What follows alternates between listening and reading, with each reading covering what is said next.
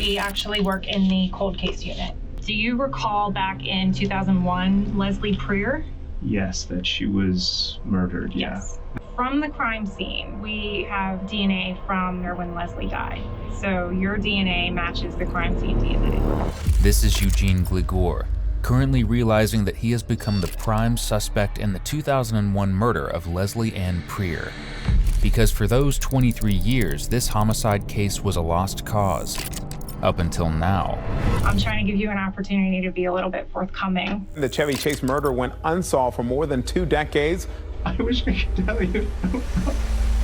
But for those long years, detectives have chased every lead, every clue, and every witness they can to solve the murder of Leslie Preer. I felt scared when I went to do the protective order. It was actually because he had threatened my boyfriend at the time. And all of it leads back to Eugene. There's no tears coming out of your face. Just don't want What are you trying to say? I'm just trying to say that this seems a little put on. Are you kidding me? No. Oh my God, you're so full of it. Leslie Ann Preer was a 48-year-old wife and mother living in an upscale Chevy Chase neighborhood outside Washington, D.C. She was known as a kind, gentle woman, and the type known to show up for her job as an administrative assistant at 10 a.m. sharp without fail. So when Leslie didn't show up to work on the morning of May 2nd, 2001, it immediately raised alarms for her boss, Brett. He tried calling, got nothing, and soon enough he was on the phone with Leslie's husband, Carl Preer. Within minutes, the two were heading back to Carl and Leslie's home to check on her. Unfortunately, the two never could have expected what they were about to step into. There were blood smears and spatter near the front door, and furniture knocked out of place. Brett called 911 while Carl panicked and started searching the house, hoping somehow Leslie was still okay. I work for a company and we didn't have a call from an employee. We just walked in the door, our husband and I, and there's blood in the foyer, and it looks like something possibly happened. Okay. By 11:47 a.m., police arrived. They told both men to step outside, did a sweep of the home, and upstairs in the master bathroom, they found Leslie. She was dead, lying in the shower with the water still running. Now detectives had one question: who was responsible for this? Naturally, their first focus was Carl.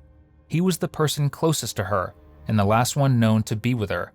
And before officers even found the body, Carl had already searched through the house, yet somehow never checked the master bathroom. In their initial reports, first responders described this as suspicious behavior. But while detectives were building their early theory around Carl, another name crept into the investigation: Eugene Gligor. According to a tip from a neighbor, Eugene had dated Leslie's daughter in the past, and even back then he had a reputation as a rowdy teen tied to underage drinking, drugs, and frequent disturbances. Moreover, Eugene and his family lived close to Leslie's home, about 10 minutes away. Still, the tip didn't get much traction at the time and was buried for the most part. Carl remained the priority, and investigators brought him in for an interview to try and get a statement from him. What happened that night? Basically, you mean after I got home or prior to that? No, after you got home. Basically, I had a couple beers, went upstairs, and went to bed about 9:40. What kind of beers do you drink? Bud Light, or may have been Miller in the bottle, but I think it usually Bud Light. Do you keep that out of the fridge, or is it downstairs?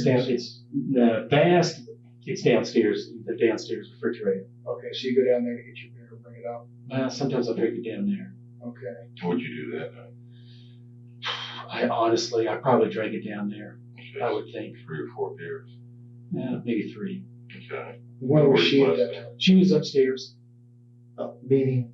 No, I don't think she's in the bedroom, because usually she wouldn't go up there until after I went to sleep. Mm-hmm. So she was upstairs. What was she doing? I honestly don't know. So she's upstairs, you're downstairs, so you guys are not really communicating? No, she kind of lets me unwind when I first get home. Were you watching TV or anything downstairs? No, no. In the basement. What were you doing? Probably just having a couple beers, taking my clothes off, taking my shoes off, just kind of unwinding. Now this is in the basement? This is in the basement. Where in the basement? I mean, there's an interior place yeah. where the laundry is, and then there's that big room. Right.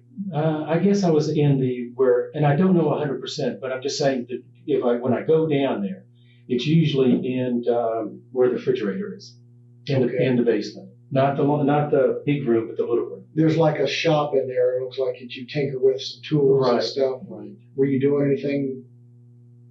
Just sitting down there for how long does it take you to drink 3 beers?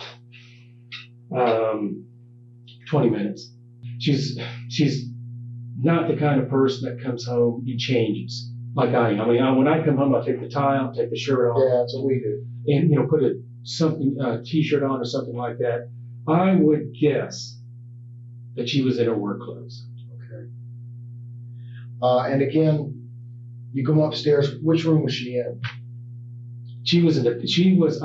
I think she was in the kitchen when I said I was going upstairs. Again, I'm not sure exactly which room she was in. Okay, so when you came upstairs out of the basement, you think she was in the kitchen area? I think she was in the kitchen area. I can't remember. You know what she was doing? Like paying bills, reading the paper? I don't know. I don't know. I don't know if she was watching TV or what. I honestly don't know. Where's the TV? In the kitchen. It's against the wall. That little desk that's against the wall. There's a rotisserie there, and there's a TV set there. Okay. Does she oftentimes do that? Watch TV in the kitchen? Yes. Or does she retire over to that den on the other side? Most of the time, she's watching TV in the kitchen. For the next several minutes, Carl continues walking detectives through his timeline until he begins to feel he's being looked at as a suspect and shuts down the interview by asking for a lawyer. Even after that, suspicion around him spikes when he fails a polygraph, but it drops almost as fast as it rises when investigators recover evidence pointing away from Carl, Leslie's autopsy report. According to the examiners, an unknown male's DNA was present under Leslie's fingernails, which did not match with Carl's DNA. Even when entered into the National CODIS database, there were no solid results that came back. Whoever the killer was had gotten away.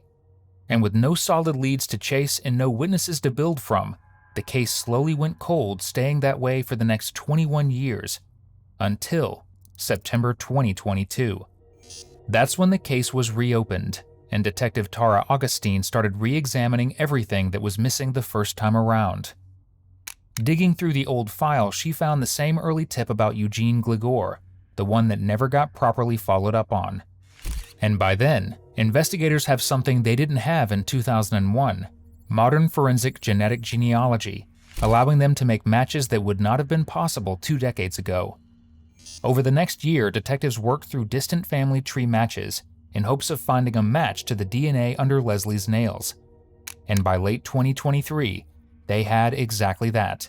The highest confidence DNA match pointed to a family that traced back to Romania, one that had relatives in the United States. As luck would have it, this family had a very familiar surname, Gligor. At this point, Detective Tara remembered seeing that name and went back to the case files where she rediscovered Eugene Gligor and the initial tip that came in from the neighbor. Now, 22 years later, detectives come knocking at his door to finally try and understand what happened to Leslie. And this is really cutting off our circulation. We'll adjust it. We'll adjust it. Okay, hold on. They're not made for comfort, but we'll make it. I get it. Yeah, we'll make it. We'll ease it up on it. Yeah, no problem. I ain't got nothing personal wrong with you. Yeah. Or what do you do? No, I work from home. Okay. What were you doing out here? Just chilling out in the fresh air? Just having some coffee. Yeah. Okay. So you didn't know anything about this warrant? Okay. Our boss will tell you everything about it. Man. It's nothing big. And their boss would tell Eugene exactly why he is being brought in for an interrogation. The following footage was provided to us by the Cold Case Unit of the Montgomery County Police Department. Hi, Eugene. Hello. I'll be going back on water, right? Okay. And I'll be able to, If we need a break or something, we can let you know. Okay. Thank you. I am Detective Augustine. This is Detective DuPoy. Hi there. From Montgomery County. Okay. I'm sure you're wondering what this is all I about. would really like to know. So now that that's out of the way, we are from Montgomery County. We actually work in the cold case unit. We investigate crimes that have been unsolved for quite a period of time. We investigate homicides. So we were working on a case that came from Chevy Chase. And when we were going through the case file, your name was in there as someone that was related to the family, whether we have a big list of people, but friends, family, something like that. So do you recall back in 2001, Leslie Preer? Yes, that she was murdered. Yes. Yeah. Okay. So that's the case that we are investigating. So you went to BCC with her daughter at the time? Correct. Is that correct? Okay. And what was your relationship with Lauren, the daughter? We had dated.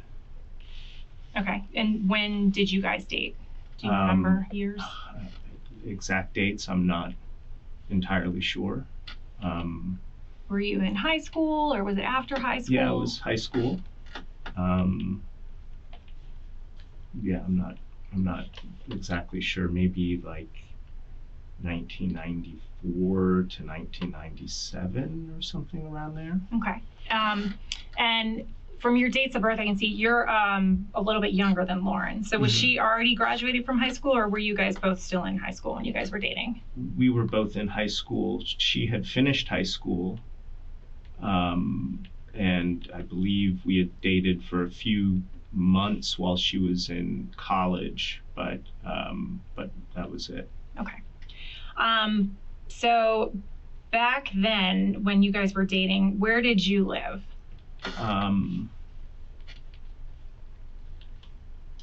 I lived in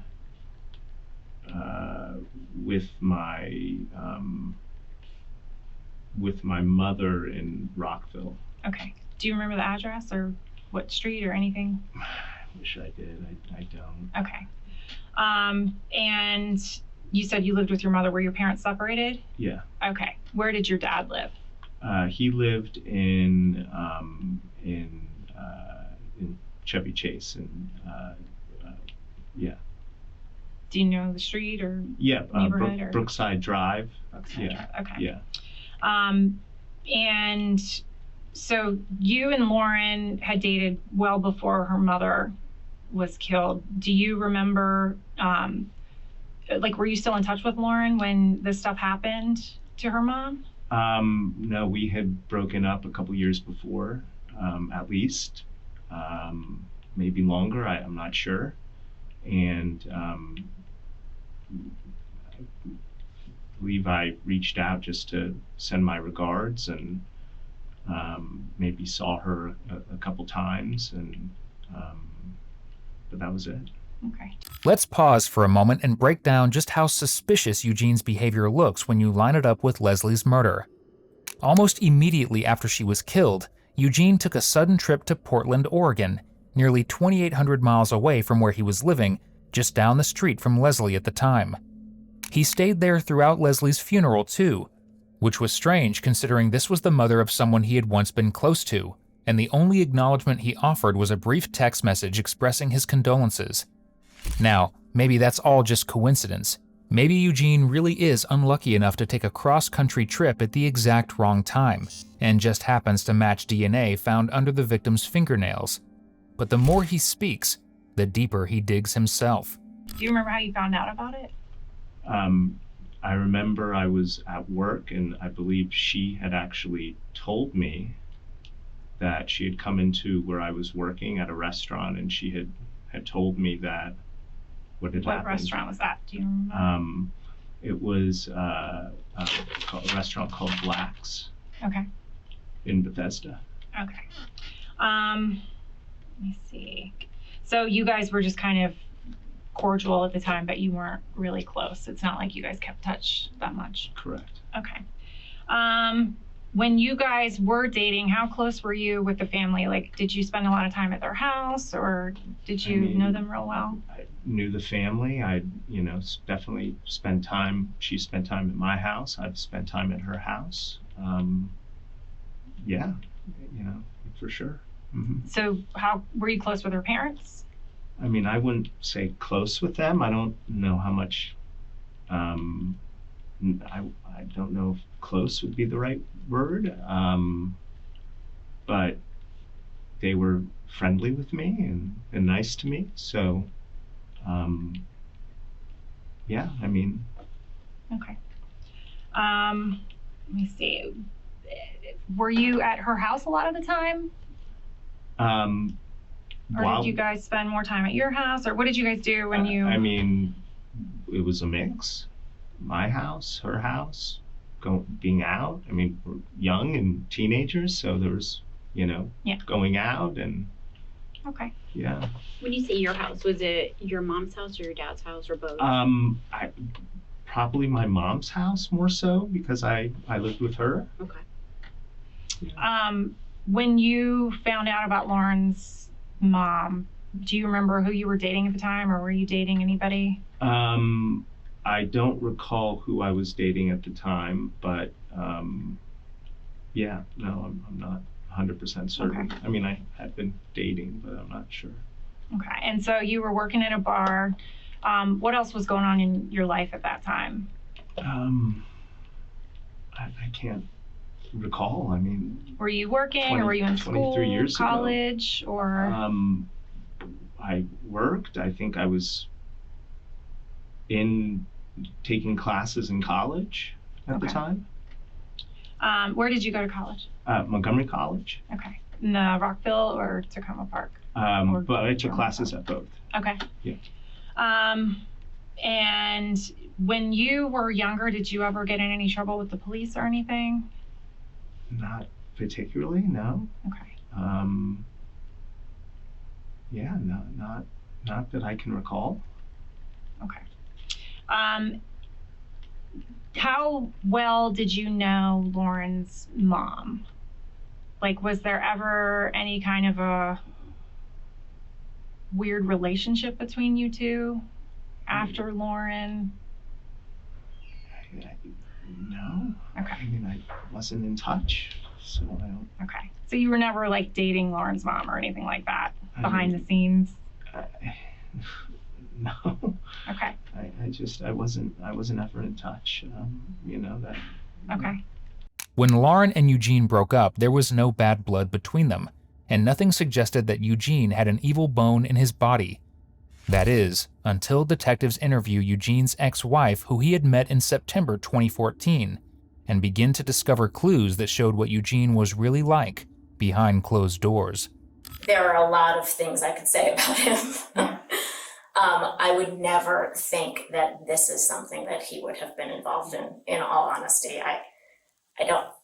I'm at a loss. Yeah. It's just crazy. Yeah. It seems crazy.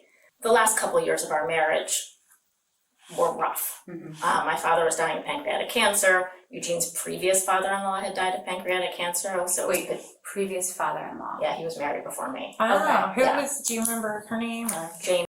I think she lives out in LA. Darn, what years were you in a relationship with him? I met him in September 2014. Okay. And we separated in August 2021. And were officially divorced February 2022. Okay.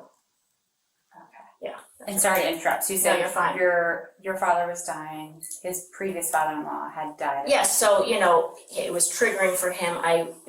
When we met, I had no experience with addiction in my life, and so I didn't recognize what it was.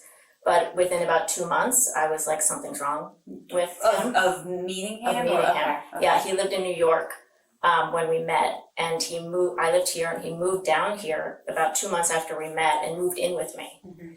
And it was one of those whirlwind romances. Mm-hmm. And I was like, oh, he's so great. Everything's great. We knew people in common. I met him through a mutual friend, and so you sort of think, oh, that's safe. Yeah.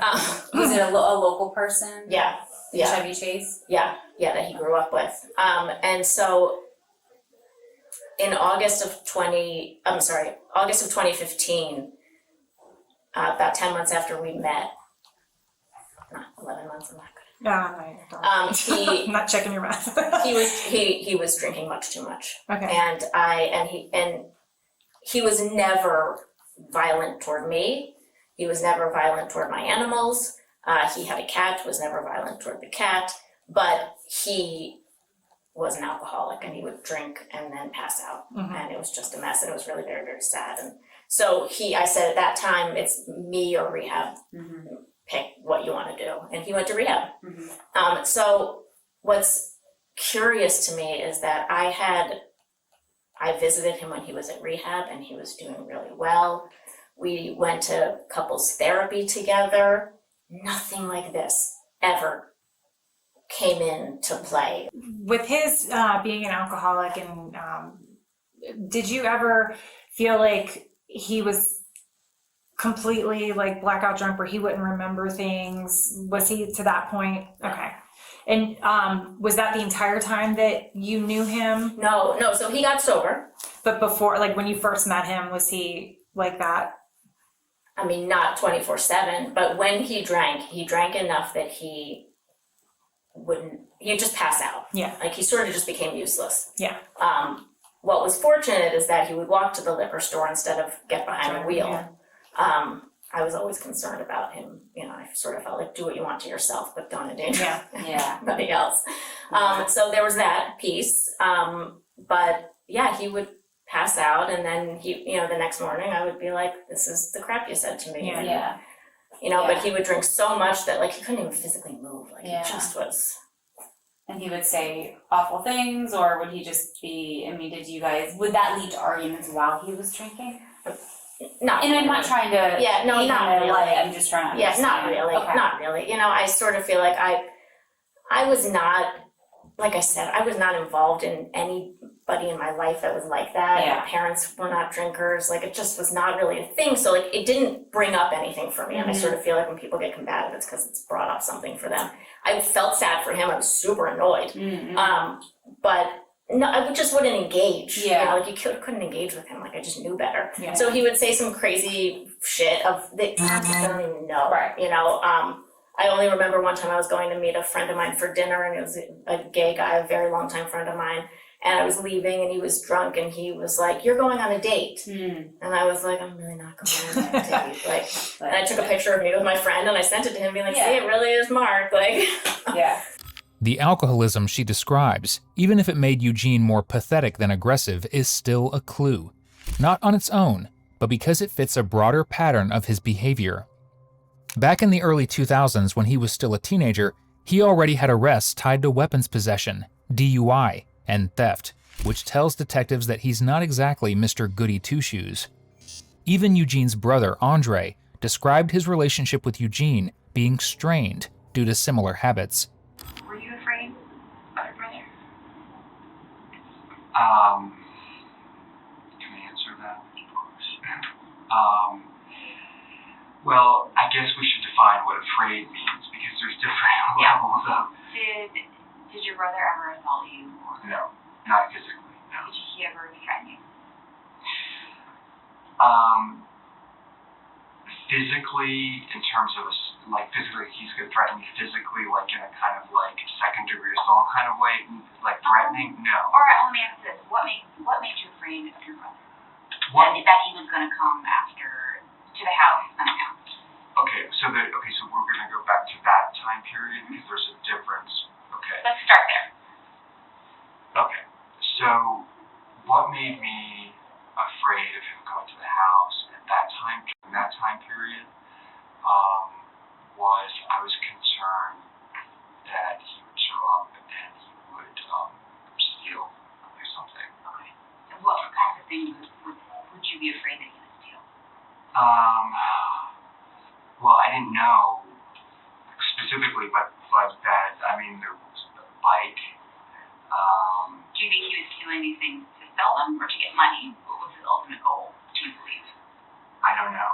I don't want to guess, but I don't want to guess. I don't have any direct knowledge of him. Did he ever steal from you before? In those years? Anything? Yes. I also can't say 100% sure, but I'm under the, yes, I have to believe at the time. Okay. Yes. Yeah, so you're under the belief at the time that he had stolen from you, but is that what you mean? So at the time I was under, in those years, like for example, when you say did he come to the house,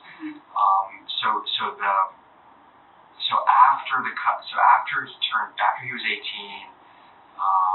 I was concerned that he may show up at the house and steal, because sometime either before that, when there was joint custody, or I'm trying to think if anything happened after he was 18, or it was just my concern. Right.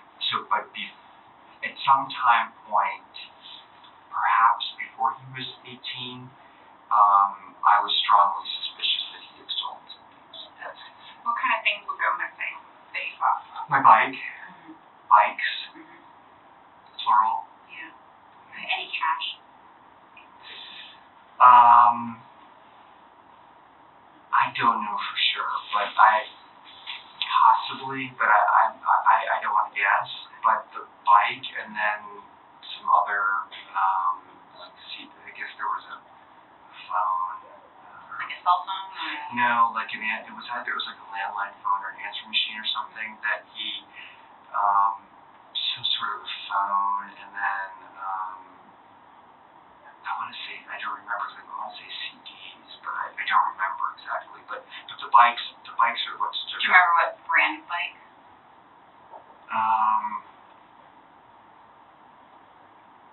I don't remember what brand. Now let's jump back into Eugene's interview, and at this point we already know he struggled with substance abuse, and even his own brother described him as someone who'd steal from the family. But before that, it's important to note a certain sting operation that cops carried out to get Eugene's DNA. On June 9, 2024, they set up officers to secretly trail Eugene at Dulles International Airport. During this covert operation, officers watched Eugene drink from a water bottle and toss it in the trash. Detectives recovered it, tested the saliva, and it matched the DNA from Leslie's case, including the male DNA found under her fingernails. How Eugene will react to this information is questionable, to say the least. We wanted to talk to you is because a lot of the people whose names are in the case file, they've been interviewed throughout the years, and they've been asked to give DNA samples to compare to DNA from the crime scene. And pretty much everybody that's in the list has been talked to, has been eliminated as a suspect. Your name was actually in the file, but they never reached out to you or never spoke to you for some reason. So that's why we wanted to reach out to you and see if you remember or recall anything about the time when Leslie was killed, anything that you remember about your life at the time that could be relevant, any relationships you had with the family or anything like that. I really don't recall. Okay. So from the crime scene, we have DNA from the person who was there when Leslie died.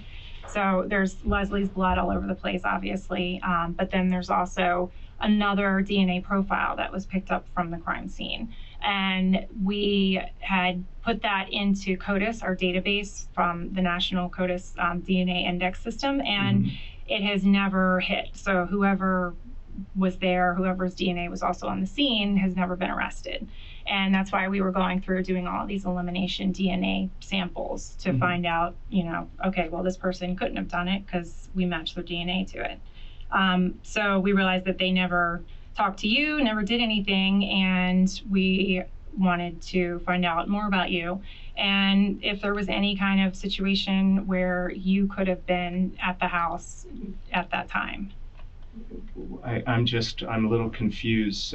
To find out more and talk to me, why not just call me and ask me to come in and talk to me versus have marshals come and arrest me and bring me in? I'm just confused as to why that's the case. Well, because we needed to talk to you in a controlled environment, and because there's a little bit more to it than what we've told you so far. Could you tell me? Well, we're getting there. I'm trying to give you an opportunity to be a little bit forthcoming before we. I mean, I feel a little bit trapped here. Well, you're under arrest, so you should feel trapped. Right. And so I think, I mean, probably asking for a lawyer is my best course of action at this point. Okay. Instead of doing any more discussing or talking about it, it just doesn't seem. I don't understand, so I'd like to have somebody. Well, that's why we're trying to talk to you about it. I know, but we can't. And there's two of you and one of me, so Sure. I feel a little outnumbered, and I probably would need some type of representation if I am under arrest, as you said, which I am. Yeah. And so I think that having a lawyer would be the best for me in my interest at this point. That's totally fine. And we don't have to ask you any more questions, but we are going to just tell you some stuff. Okay. So from the crime scene, the DNA that was taken, we actually have a sample of your DNA, and it was compared to the crime scene DNA, and it matched. So we know that you were there at the time when Leslie died. But I never gave a sample of DNA. That's correct. We obtained a sample from a discarded water bottle that you drank out of. So you were followed, and we collected it after you discarded it into the trash, and it was swabbed and it was compared. So your DNA matches the crime scene DNA. I don't know what to say. I have no recollection. I have no memory. I don't know what to say. Okay, well, that's why we wanted to talk to you, to find out if there's any other explanation. But we can't ask you any more questions if you want a lawyer present. Yeah, I think I should have a lawyer present. I don't know what to do or say. It doesn't make sense to me. So I don't know. I don't know what to do.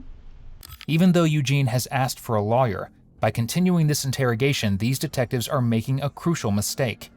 But as you will see later on, this one error would have massive ramifications. Do you have a lawyer that you... No. Okay. I don't have to call. I don't know. I probably call my girlfriend and ask her to help funds. I don't know. You know, we wanted to try to see if there was another angle or another side to this story. And, I mean, you know, we know why would that... my DNA be there? That's what we're trying to figure out. So, I don't know. I don't know, you know? I mean, I was in the house, but it was years before, Correct. you know, when I dated her. Correct. I don't know. I wish I could tell you. I don't know. I don't understand.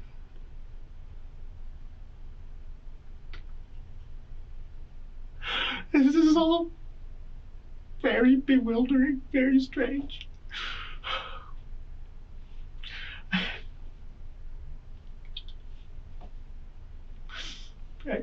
Is there more? Like, you're gonna tell me? Is there more?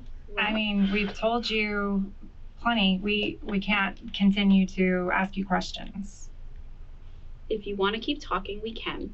But if you want to stop, you have to let us know for sure. Yeah. We can tell you more about, you know, what we think happened.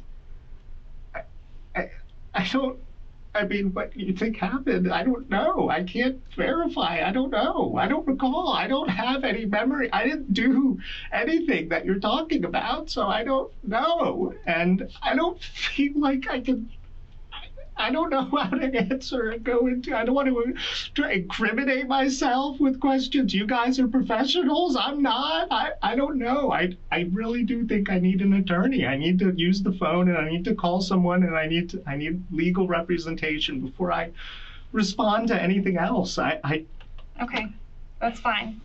We're not going to ask you any more questions.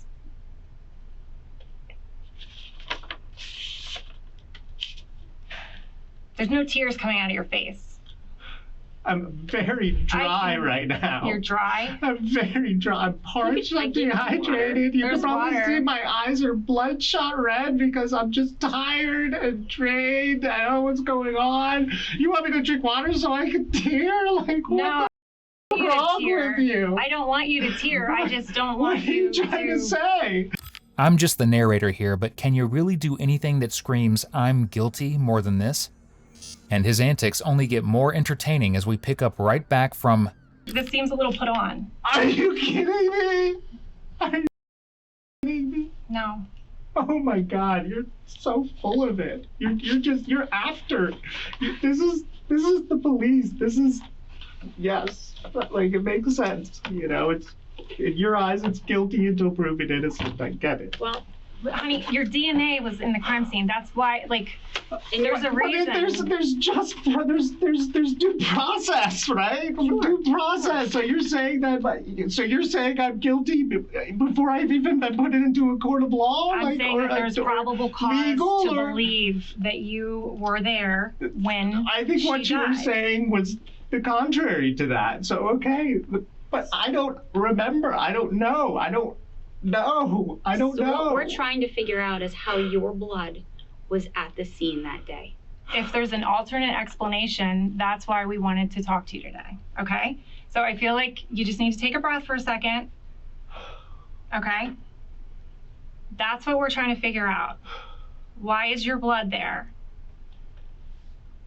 Could it have been, an interrupted burglary? Did something happen where you didn't expect anybody to be home?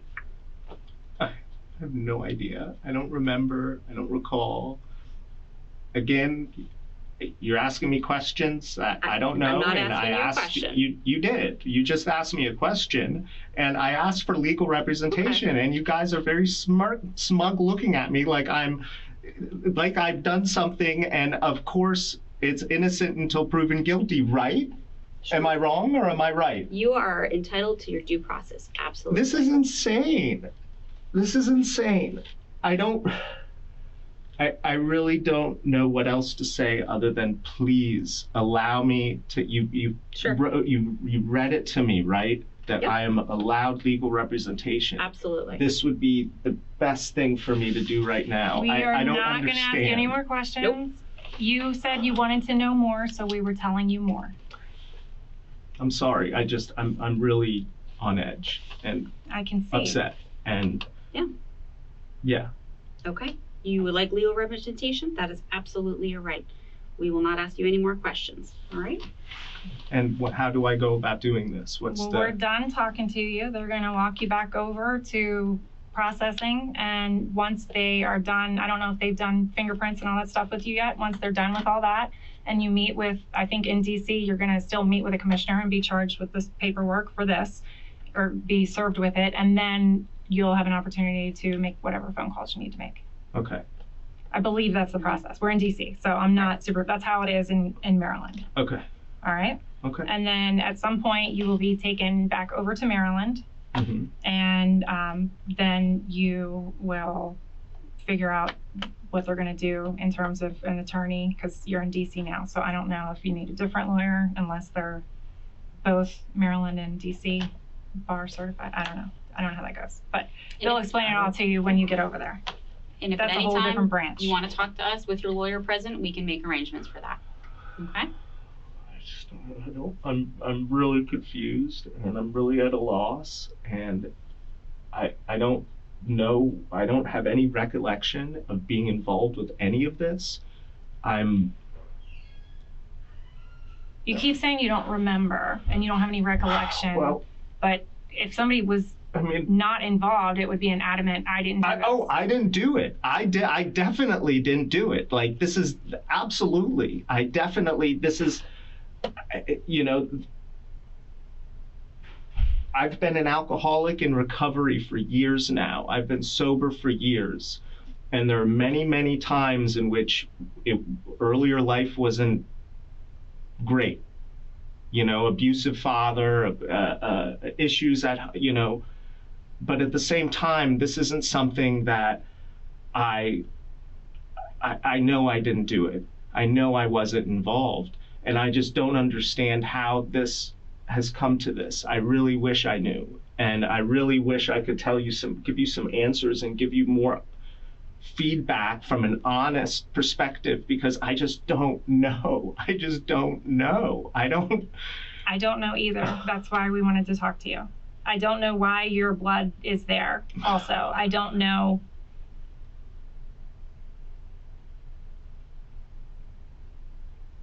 Wow. The only person that knows is Leslie, and she can't tell us. Wow.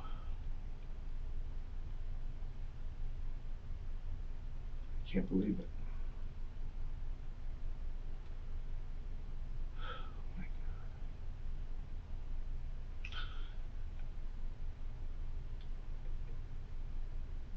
do I get to make phone call? Yeah, Do I get we're all to? done. Do you have any other questions for us? I don't. If something comes up, I mean, I'm flabbergasted. I don't know what to say or what to do or what to think right now. Okay. Well, after you talk to your attorney, if you want to talk to us again, my name and information is on the paperwork that you're going to get.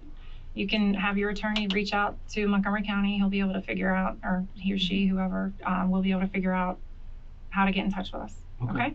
Okay. All right.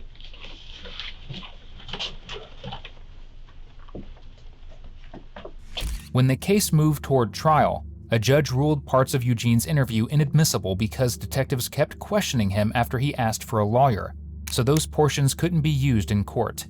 But even with that setback, the DNA was still a wall he couldn't get around. The airport water bottle linked Eugene directly to the crime scene, including the male DNA found under Leslie's fingernails and elsewhere in the house.